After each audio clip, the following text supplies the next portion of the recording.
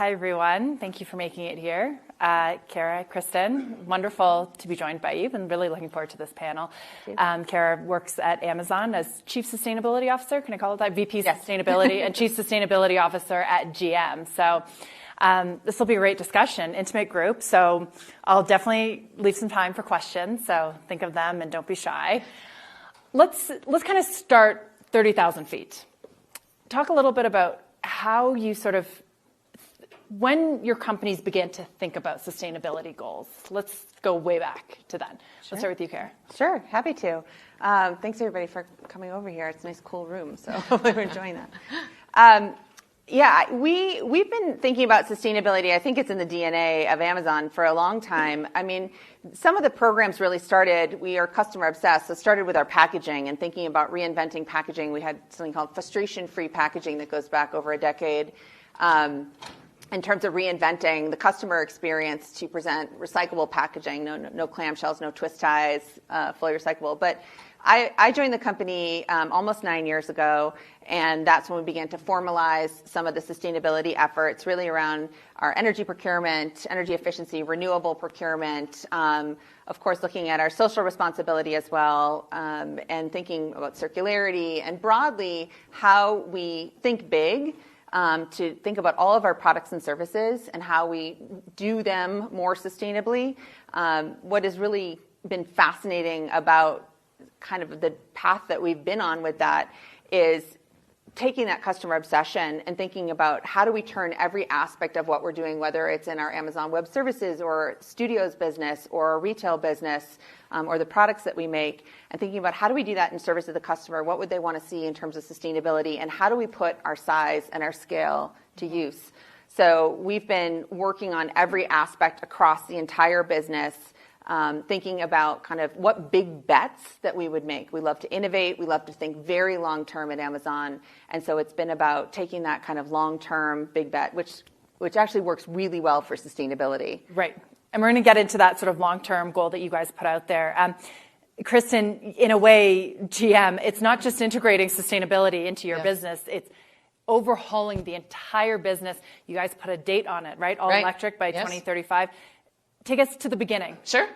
So, I mean, it's interesting listening to Kara. I think a lot of, interestingly enough, analogies between the two companies.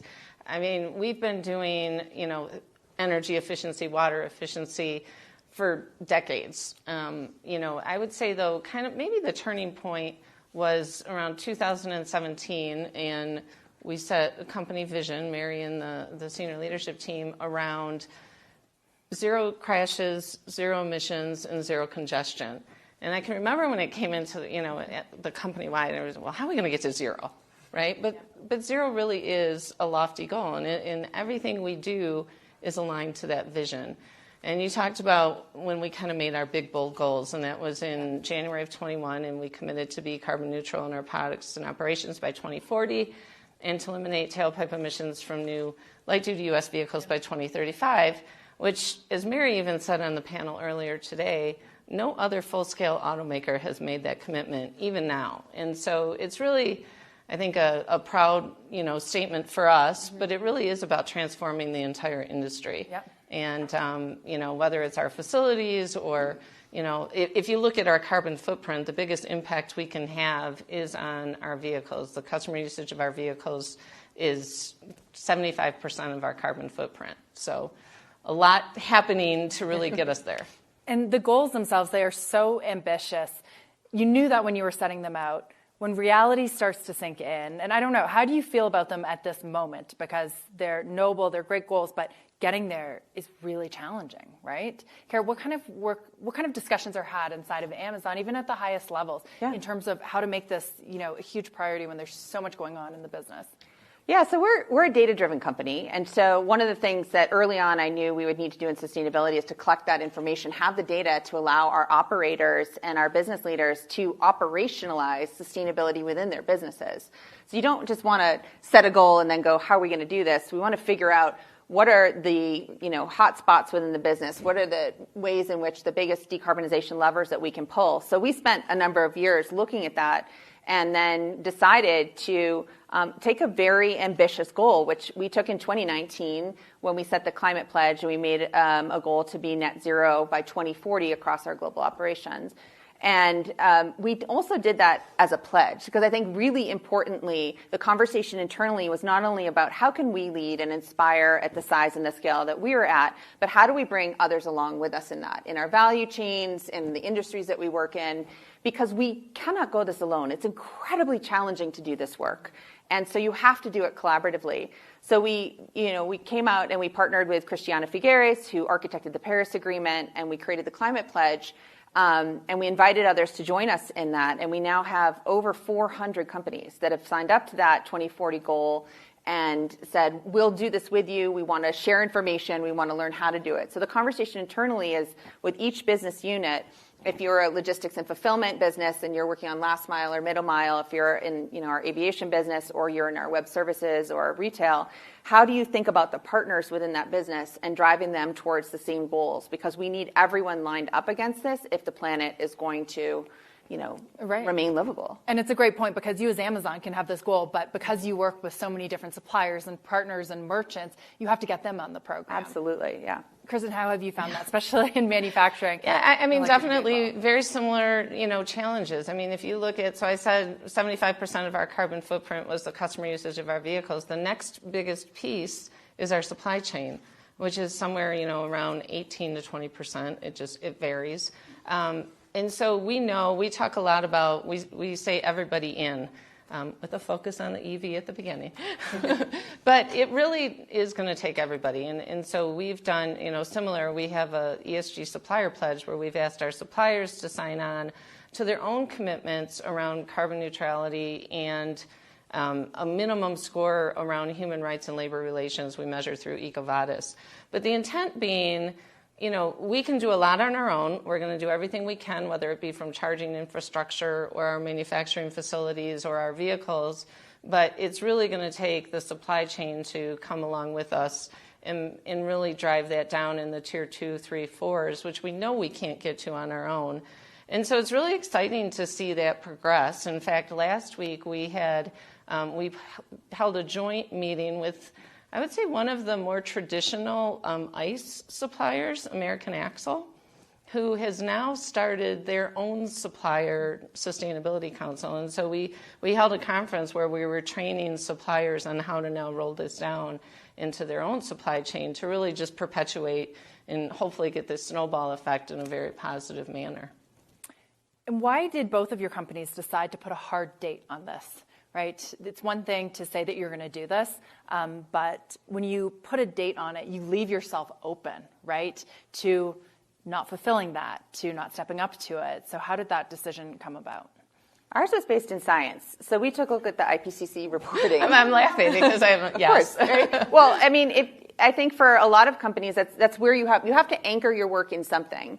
And so we are, again, as a tech company, a data-driven company, and a science-oriented company, it made a lot of sense to us to start with the science. And looking at the IPCC reporting, we saw, obviously, that even in the last few years, we all see that, the effects of climate change are more intense than anticipated and happening in our communities more regularly than anticipated. And so looking at that and thinking about, we could have set a 2050 goal. Yep. That's what I mean. Give yourself more leeway. Yeah. Or was that leeway that you gave yourself? No. 2040 is incredibly challenging, but I think that's part of trying to inspire and be a leader and to stretch into it. And also to signal, we need these products and services now. Mm-hmm. We need, transformation in industry. We need investment to happen in early stage decarbonizing technologies. We have our own climate pledge fund. It's a $2 billion fund that we also established in 2020. We've made 22 public investments out of that fund in early stage decarbonizing technology. So we're both catalyzing, electrolyzers and regenerative ag projects and electric aviation and renewables and all of these kinds of things. We also set a goal for 100% renewable by 2030 when we set out the pledge. And we took a look at that a few years ago and actually thought we can move faster. And we pulled it back and we're trying to reach it by 2025. We're currently at 85% to that goal. And just to give you a little bit of a scale on that front, we're the largest corporate purchaser of renewable energy globally for the last 3 years. And we have a portfolio of over 400 utility scale and on-site projects, and it's 20 gigawatts of renewables. So that is a lot of renewable energy that we're trying to do. But again, to go back to the collaborative point, we're also trying to bring others along in that and share how are we doing this, how are we executing power purchase agreements, and how does that happen? So all of these goals, they're ambitious, they're challenging, but that's part of what's meant to say we don't have the time when you look at the science. Yeah. Go ahead. I'm sorry. I was just going to say, and I think it's a great example, the renewable energy. Both of our companies sit on the board of CEBA, Clean Energy Buyers Alliance. And that really is accelerating the availability and the option for us to meet these goals. The same thing. Our original goal for renewable energy was set back in 2016 to be there by 2050. And we've accelerated it a few times, and last year we were able to source out everything we need to be there in the U.S. by 25. We're still working globally, and that goal is 2035. But I think by setting a goal, using science and technology and really focusing on how the company can achieve it, in some cases it's allowing us to go faster. And I think the collaboration and large companies like ours working together really enables that. Mm-hmm. Now, we talked about the science, but let's talk about the numbers of it, right? Because those can be perhaps a little murkier because you are both huge companies with different businesses trying to grow, and we've just gone through a year of, more of a downturn. We still have this backdrop where folks are talking about whether there might still be a recession. How does that or not affect? I mean, what are the conversations you have with the CFO who is saying, it was really in the good times, we could have brought this goal 5 years forward, but we're going through a tougher time, a downturn now where investors want to see certain other things. How do you respond to those shifts in the macro economy? I think sometimes it's about the money and the investment, but sometimes it's about the scale of the technology and what's available and where it's at. So it can be a little bit of both. Certainly it's challenging economic times, but we always take those constraints as, drivers of innovation and motivation. What's been amazing for me to see personally, I've been doing sustainability a lot longer than a lot longer than me. Hopefully a long time, but I've been in this over 25 years, and so I've seen lots of dips and turns, and I think this time around it was very different. So Amazon very publicly has gone through several reductions in force and layoffs, and we grew in size tremendously during the pandemic, and so right-sizing that and taking a look at our business and making really disciplined decisions. One of the things that remain completely at the top, you asked about internal conversations, is sustainability. And we know our customers want it, we know it's the right thing to do for the planet, and we know it's something as a company we fully believe in. So that stayed at the top, and I think what was fascinating also during the pandemic, we made, again, that climate pledge public in September of 2019. And so, what obviously happened in the spring of 2020, we pivoted like every other company, and safety is at, the top of our list, keeping our customers safe, keeping our people safe in our fulfillment network. We became a very necessary distribution network for a lot of industries. And I was fascinated, though, to see companies continue to prioritize sustainability in ways. And I think some of it had to do with as the planet quieted down and people were indoors and they were in their communities and they were experiencing nature in different ways. And some of it had to do with where we were as a world and what we're experiencing in terms of fires and drought and everything in our communities. But to see that we were able to grow that community of companies committed to that goal from nothing to 400 over those last few years when we've been dealing with these challenging, the war in Ukraine and energy crises and economic crises and so forth, to see sustainability remain, a top priority for many companies has been, I think, just really inspiring. Is part of that because it's an investment like anything else, right? Maybe a longer term investment that pays off. Do you think that has sort of gotten through and that's why you see more companies? Or the flip side of that, did they do it because they have to, because there's pressure from shareholders, from society, customers? A great question. And I mean, from my perspective, I would say, first off, it's the right thing to do. And as a company, it's not just about what we do, but it's how we do it. So it is important. It's important, as you said, it's important to shareholders. It's important to, frankly, current and future employees as well. But I would take a step back and say it's a growth and value opportunity for the company as well. And so if you look at, saving water, saving energy, eliminating waste, frankly, even renewables have been good financial decisions on top of good for the environment. And so, as we weave sustainability, I joked that said I haven't been in I've only been in this role for a little over 2 years, but I've been at GM for 29. And 27 of those were in product development, doing kind of electrical engineering and, autonomous work and all of that. But to see how we weave sustainability into everything we do, just like safety and quality. So it's no longer just, this team focused on these initiatives. It's every individual thinking about what they do and how it contributes. So an engineer at the very start of the design process saying, how does this part now be recycled at the end? What materials do I choose? So it does, have a process where it's using less water, less energy, and those type of things. So it's exciting to see it progress, even in just the short amount of time I've been in the role. When you talk about the right thing to do, right, that's something historically in business that you have to find the business case to it. You don't do something because it's the right thing to do. But my colleague Andrew was talking about this in an earlier panel, but I think it was a business roundtable meeting. They put out that your duty to shareholders is not just fiduciary, it's not just the financials, but it has to incorporate some other things like ESG, climate pledges, et cetera. How has that changed or not changed the discussion? I would say from our perspective, I think we're attracting talent that didn't necessarily consider, a traditional automaker, right, because of who we are and what we're doing and what we said we're going to do. We've got, recent hires, really 40% of our workforce, if not more now, has only been with the company for less than 5 years.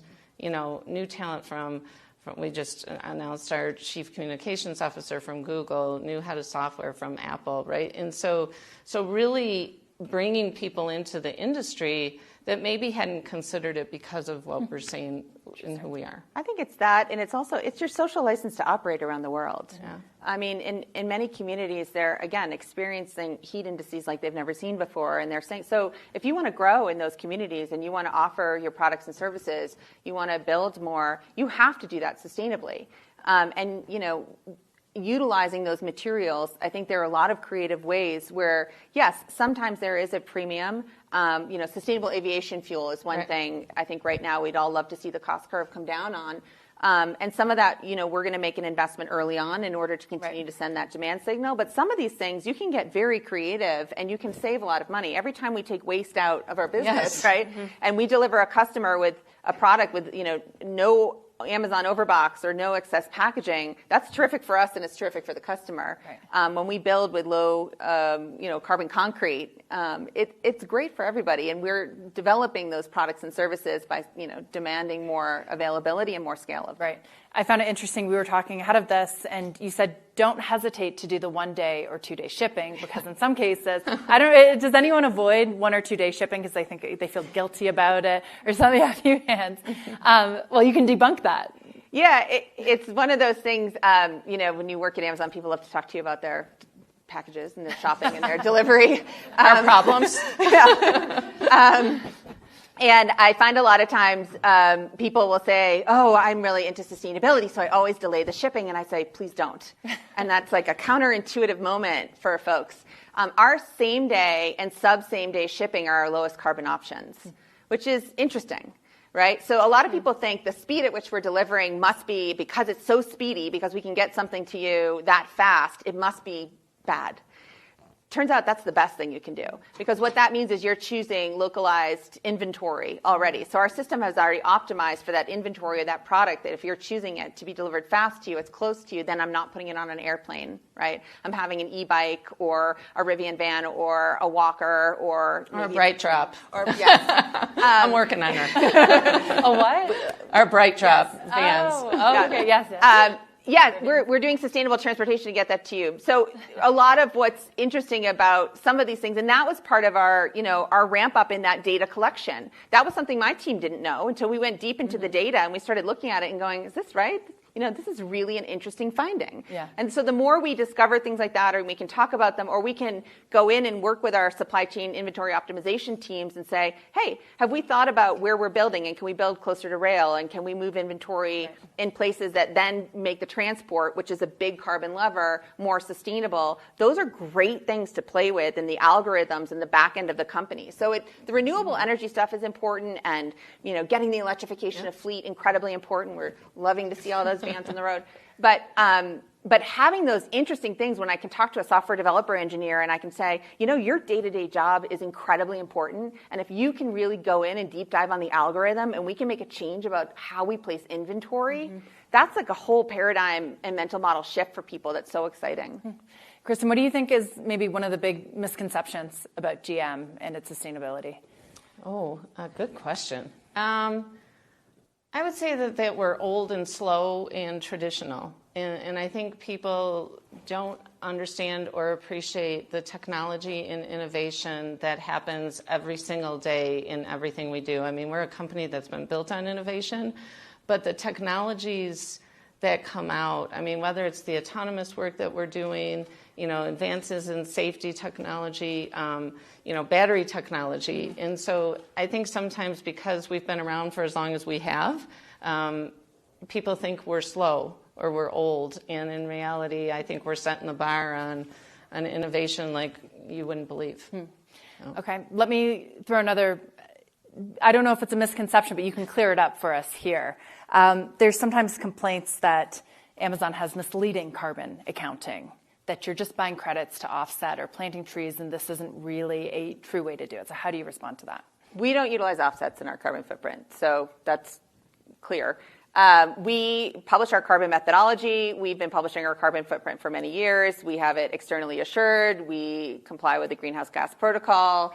And we publish a full scope 1, 2, and 3 footprint that everybody can deep dive on, along with our renewable energy methodology. So we're trying to actually crack open all of these things and make them very transparent. And also, the external assurance is really, I mean, it's an extra step. It's a process not every company goes through, but we felt that would be also something we should do. Right. So yeah, all of that information is out there for anyone to deep dive on. But there always is pushback, and it feels like in polarized society, there's a phrase woke capitalism, right? That maybe you guys are doing this, or big companies, anyone's doing this as a marketing tool, not really because it's the right thing to do or they care about the environment.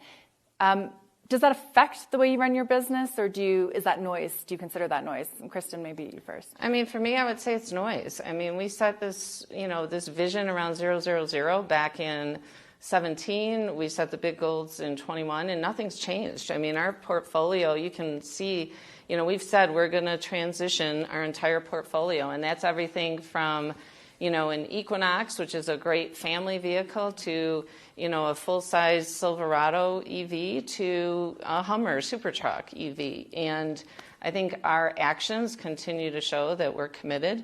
We're committed internally, we're committed externally, and so, no, I think noise is a great comment. We're a younger company than GM, but I think if, our focus is kind of heads down. Again, look at the science, do the things that are right. So look for the signal, not the noise. It is absolutely noise, because people, if you pay attention to the external environment, your head would be on a swivel. And it would be very distracting, especially for our teams, which we urgently, these people who are, particularly the folks, not only in my organization who have jobs 24/7 focused on sustainability, but we have 9,000 people in the company who have signed up as sustainability ambassadors at Amazon. So these are folks who don't, day to day, their job might be something else, but they've raised their hand and said, we want to do something sustainable in my job every day. So we have tons of people who are just like, tell us what to do, or they're seeing opportunities on the fulfillment center floor or in the movie studio or whatever, raising their hands and saying we want to do something. We got to keep everybody focused. We don't have time to kind of listen to that noise. So we set our goals. We drive the science. We have internal goals. We set targets every year in each business, and we're working on that. And I think the rest is, it will come and go. Are there companies out there, do you think, that are sort of using Band-Aid solutions or jumping on the bandwagon that hurts the overall goals? I'm not asking you to name names, but do you think everyone is very genuine about it? And I guess, like, just how do you, because, you know, GM and Amazon are some of the biggest companies, and they're consumer-facing companies, and they're in the spotlight. So the reason I sort of asked that is, how do you, that's a different kind of noise that could affect you and what you're trying to accomplish. The way I would frame that is, we have leadership and have had leadership all along who's understood the science, who dives deeply into the work. We're known for, you know, writing our 6-pagers and going deeply into that work. And we've always had leadership that has tried to fully understand this, to follow the science, to commit to it, and to not waver from that. And that's a very advantageous position to be in. We have never, you know, once wavered from that position. And so the direction from the top, so from bottom up and top down, is aligned. Right. And I would say some of my colleagues, people in our roles in other companies, they may not have that. And that is more challenging. They may not have aligned leadership. That full support. That full support, or they may not, or they may have leadership that's newer and doesn't quite understand it yet and doesn't know where it fits in the priorities. So that is challenging for folks in these roles. I think it's just a matter of, you know, continuing to educate and continuing to drive with science, and, you know, focusing the business on the opportunities. Let me maybe ask it in a different way. Sure. If you have a colleague at a company that doesn't have that full support, what's your advice to another chief sustainability officer that needs to get everyone on board and needs their CEO, CFO, the executives to see the value in this? Yeah, I mean, we know. I mean, we sit in a lot of forums together, and it's certainly out there. I mean, I think I can't imagine doing the job and not having that support, because it would be obviously extremely difficult. But it is such, I think it comes down to, as we've both talked, this is weaved into our entire business. So it's not something that you can just peel out. And I think companies need to progress along that journey and find the ways to, because frankly, our employees expect it, our investors expect it, and it's without that, you won't get it done. Yeah. You can't just make it an add-on. I mean, again, internal to us, and you talked about safety as well. Safety's first. There's no question, right? On anything we do, safety is first, and it's part of everyone's job. Quality, sustainability, right? They're weaved in. They're not something you can just pick and choose, which also goes back to that, you know, the financial aspects, is it becomes part of the business strategy, so there's not a constant debate of whether you do something or not. Is there a misunderstanding in other industries? I'm going to quote Mike Wirth, the Chevron CEO, who was speaking in an earlier panel. He said, there's a lot of statements and pledges made among big tech. Some CEOs didn't understand the challenges. He didn't name names. I don't know if he's talking about Amazon. But do you think, again, that there's been this drive to do this, that maybe there was a misunderstanding of all the challenges? I mean, has Amazon kind of gone back to the table? You guys had goals, and then you put it all under one pledge, right? Yeah, I think it's bold to say our CEOs don't understand this. Our CEOs are incredibly smart, incredibly attuned to the challenges, paying attention to this at all points throughout the year. Also, our board of directors, also all of our operators. So it's not to say it's not challenging, but it is fully understood how challenging this is. And, what is the alternative? Yeah. So, you have to take, if you're going to be a leader, and frankly, if you're the size of our companies, you should be a leader. Exactly. You should be pointing your scale and your size and the assets that you have and your people and your talents towards this issue. This is the issue of our time, and we're in the decisive decade.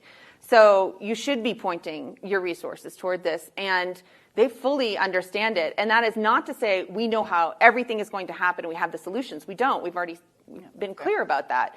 And we've been clear we need others to come along with us and to invent with us and to push and to go further and faster. But it's not to say we don't understand it. Right. No. Let's talk a little bit about the technology side of things. Both Amazon and GM invest in new technologies, sometimes big, sometimes little, autonomous driving, electric vehicles. How do you think about that? How much do you think about a return on the investment, right? When Rivian went public, I remember Amazon made a huge amount, but Amazon invested when they were tiny and smaller, excuse me. and you weren't sure what it was going to do in the public market. So I guess, Kristen, how do you think about that, your investments in autonomous driving? What are some of the other interesting areas that you think can be particularly useful in your goals as a chief sustainability? Yeah, I mean, and so we look at innovation across the entire value chain, right? If you look at what we're doing from a critical materials standpoint in the various investments, that it almost seems like it's one a week. There was a new one today, which is just exciting to see these things happening about building a sustainable, resilient supply chain, here in North America. But innovation is happening, whether it be battery technology. I mean, if you look at the battery technology from the current Bolt to the Ultium, right? I mean, it's 70% less cobalt usage. And so we've got innovation happening in every aspect of the business. One of the unique ones we did is we did an investment last year with a company called Wind Catching Systems in Norway, which is they're developing offshore wind technology that in the same footprint, they can get about 15 times more energy. Excuse me. Instead of a single turbine, it's an array of turbines, and it can go farther offshore, so you eliminate the site issues and those type of things. So we're really looking at what are the innovations, who are the companies, whether it be battery recycling, companies that we have a GM Ventures division that, we work very closely with from a sustainability standpoint, but to find those companies and technologies that we can partner with to help accelerate. Kara talked about sending a market signal, and it's really about finding the ways for us with our scale to be able to accelerate these initiatives. Yeah. Kara, talk a little bit about, Yeah, we look across, the way we think about it, we look across all of the ways in which we need to decarbonize, and then think about, okay, what solutions do we need? Where can we invest in solutions that either don't yet exist or are very small and we can scale them? And so I'll give you a couple of different examples. And, we have a whole site you can look at about all these through the Climate Pledge Fund and other things we've done. But, we know we're going to need more green hydrogen. So we've invested in companies producing electrolyzer supply. That is probably a pretty good bet. We know that we have a big problem in aviation. Now, we're continuing to buy SAF, Sustainable Aviation Fuel, and we aligned with Sustainable Aviation Buyers Alliance and all that. But we've also invested in Zero Avia and electric aviation, which is kind of a big bet. May work, may not. We've just done a test flight from Amazon hub to hub, though. It's exciting. We invested in Hippo Harvest, which is a regenerative ag company on growing lettuces with 98% less water. Down in Pescadero, California. We've invested in Carbon Cure, which is a carbon sequestration additive to cement. When we looked at that, we used it in our HQ2 that we built in Virginia, and really exciting progress there. We expected to see about, I think it was a 10 to 20% reduction in the carbon in the cement, and it turns out it was 20. And then we deployed it in 40 buildings. So we also look where we can test and trial within our own system to figure out where these things we can scale them ourselves, but we can also provide very quick feedback to these companies so that they can grow and they can scale and they can, others can use these solutions. And that's probably appealing to them. They have that sort of a much larger test bed. Yeah. Last question for me before we get to Q&A. How much of your time and how much do you think about the government and their sort of how that dialogue with them, but also how they can encourage habits, right, that will help you achieve your goals? Kristen, maybe you first. Yeah, I mean, I work very closely with our, public policy and government relations folks. They have ESG leaders in their team, that are part of kind of our sustainability council. So this takes everybody. It's not a space. We've got to collaborate. We can't go at it alone. We can't build the entire charging infrastructure on our own. Permitting is an issue, getting more renewables, the decarbonization of the grid. Those are all things that as one company or even as a group of companies, we're not going to be able to do by ourselves. And so having the government partnership and working together is going to be key for it really to be successful. Right. Yeah, I think the conversations with government are more exciting in this area than they have been in a long time, certainly in the United States. With the IRA and the bipartisan infrastructure bill, there's capital available that needs to get deployed quickly, and the private sector is a part of that deployment and those solutions. And so we're really excited about some of the things that we see happening there. I think there's a new kind of energy around that.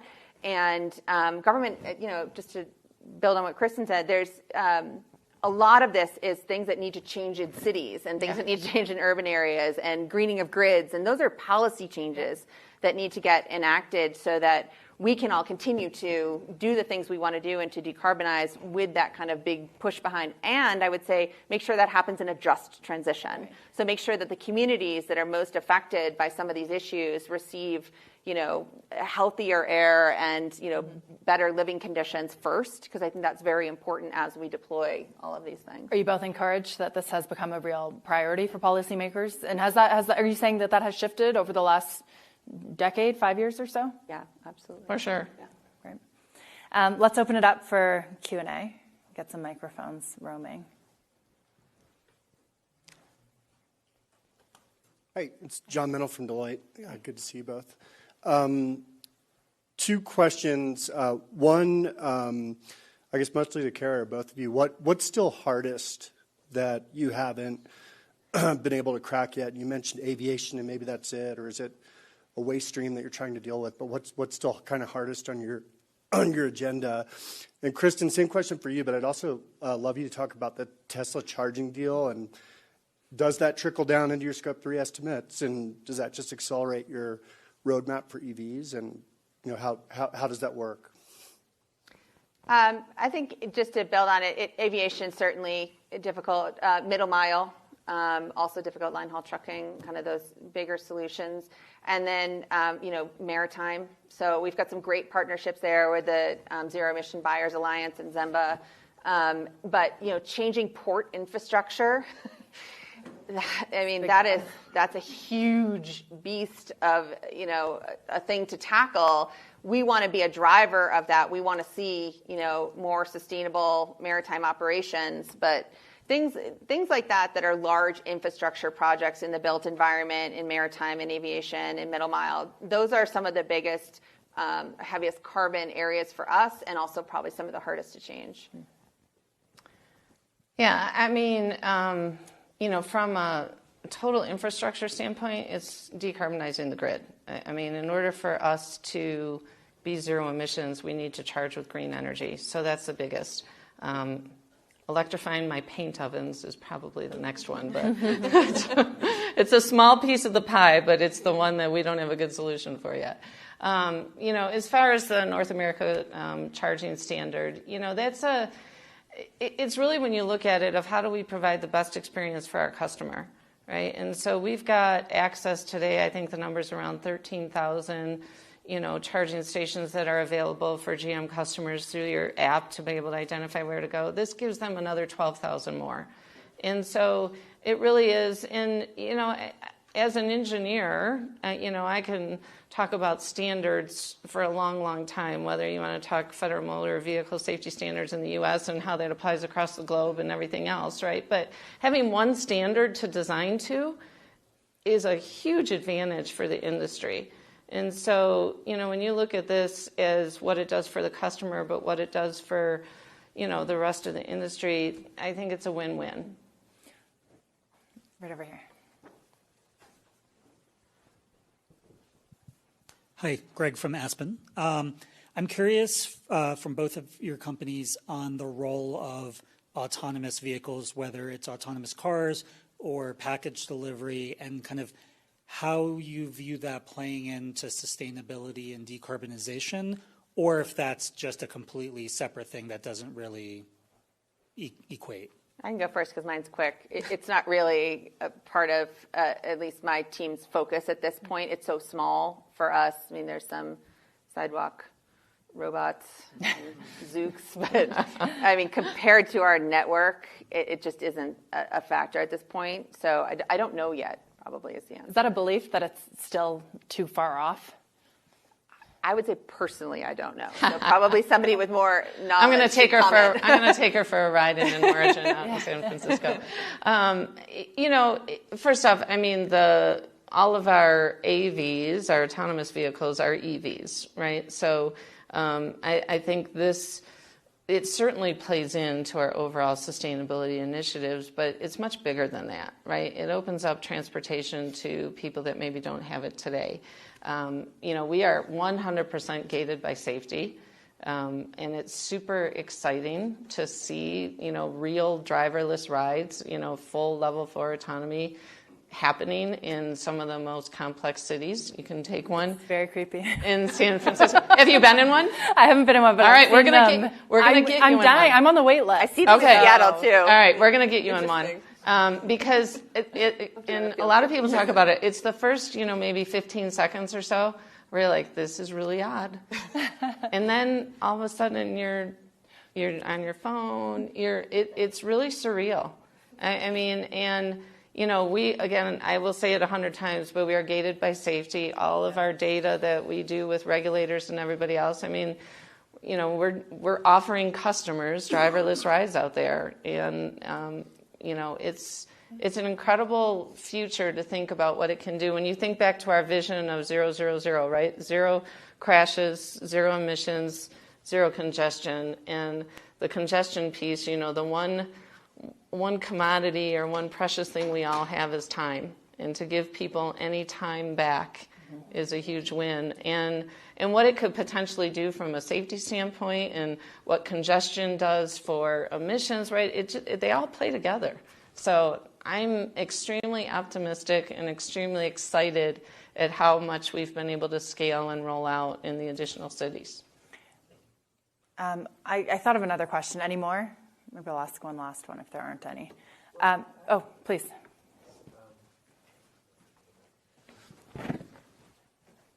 Thanks. Michael Stubbs from Los Angeles.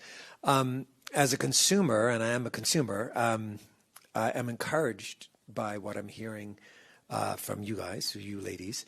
But how do we as consumers have confidence in not just the transparency you refer to, but actually the validity of the data? Because I think there's a report that came out just last month about Chevron. 93% of Chevron's carbon offsets were deemed worthless. So, by reputable folks who did the investigation. Yeah, I can answer it easily. We both said we're not dealing in offsets. Okay. So yeah. Well, let me clarify. So finish your question, please. So just because that's a large company, that you'd say that we should probably be able to rely on the data that they put forth, but apparently you can't. So how do we as consumers? We're bound by the decisions and the actions that you take. I've tried very hard to decrease my footprint, and it's extremely hard. I actually need you. The providers of the services and the things that we consume to actually do the work. And we will applaud you, I believe. I think we could say probably universally in here, that's what we want. Yeah. I'm obsessed with this question, so thank you for asking. I came to Amazon because I wanted to transform consumption, and I thought, what a better place to do it, right? And I think you're asking a fundamentally fantastic question, which is that this trust that we all place, in the products and services that we want, and we want to make our lives better, and we want, to have more time available to us, and all of these things, right? How do we know that that's real? And so I go back to being grounded in science, but not everybody wants to read the science and the reports and to go deep dive and to make sure that it aligns, and also sustainability means different things to different people. If we ask our customers, somebody's going to say, well, it means shopping local to me, and somebody else will say it means a durable product, and somebody else will say it means organic, and and that's valid, right? So we've tried a couple of different things. One is we do make all our information available for those who do want to dig in and deep dive, and we have a tenet at the company too, like this is with everything that we do, it's sort of unless you know better. So we're in constant learning mode. This is hard stuff. And so I think we have to have a little bit of the room to make mistakes and also get better and better and better. And we've tried to be as transparent about that as possible because we want to go really fast and we want to do it the best way possible. The one example I would give you for us is our Climate Pledge Friendly. So when people have said for a long time, I want to shop sustainably on Amazon. I'm a consumer, but I don't want to think about it. You make it easy for me, right? So we gave our teams that challenge and said, make it easy. We started and we looked, there's 800 plus eco labels out there. That is not easy, and that is not helpful. Yeah. So we took a look at that. We then broke that down to a universe of 420 and then down to 20. And we launched a label called Climate Pledge Friendly with those 20 external certifications that we thought met the bar of science. And we said products that can qualify for those will automatically ingest those into that program. And then you could filter your search by Climate Pledge Friendly, and you can shop that way. And then we went out and started talking to folks that sell on Amazon and said, we would like you to make sure your products qualify. And if you have other things that you want us to look at that meet the bar of that science, great. And we've been doing this for a couple of years. We have a couple 100,000 ASINs in their products. And recently, the European Commission recognized that program as a high bar, which for me was a big stamp of approval because they're tough. So I think things like that take a lot of diligence, and they take maintaining a bar of credible science. But the end result is hopefully you make it easy, for the customer who doesn't have a lot of time. They just want to filter and do that. But that's a big investment on a company's part to do that. And then we also have to electrify the delivery to you and make sure it arrives in the right minimal packaging that's fully recyclable, and you can take it back, in a circular way. So it has to have the full life cycle approach to it, and that's just the retail part of our business. So when we say we're customer obsessed, that's what we're thinking about, is how do we make this easy for the customer? Part of being customer obsessed, though, is making it affordable, too, right? Absolutely. We're in a room, everyone can say this is a good goal, but, going back to the whole idea that it's going to be a tougher economic backdrop, does sustainability, we've kind of seen so far in EVs, it's supposed to come down, make your products more expensive to consumers? Yeah, I would say from a vehicle standpoint, there's no doubt that the battery technology is advancing, right, and quickly. You can look at statistics from our original Volt to, to the Bolt to where we're at today, and the savings that we've seen there, and we'll continue to see that, right? We're innovating every single day for new materials and new chemistries on how to provide, more efficiency, more range, easier, cheaper materials, et cetera. I think the data will continue to show that, and the scale, right? The Equinox EV that'll be out this year starts at around $30,000. It's an affordable vehicle for a family-sized, SUV. And so I think you'll continue to see that transition happen over time. Yeah, that's why scale matters a lot. Yeah. And I think not only about the retail customer and the products and services that drive that down, but something like cloud computing, right? When you move to cloud computing, it's 85% more efficient, right. And you can dial up and down your energy usage really easily, right? So that's a big win for the world, if you move even just getting off premises to cloud computing. So stuff like that, I think it's not just the efficiency at which your business can move and scale, but the energy impact of that is really important. And I know Amazon, too, is working on making that even more efficient Absolutely. with technology. I think that's a great place to leave it. Ladies, thank you so much. Great conversation. Thank you guys for your great time. Thank you. Thanks for watching our YouTube channel. Follow today's top stories and breaking news by downloading the NBC News app.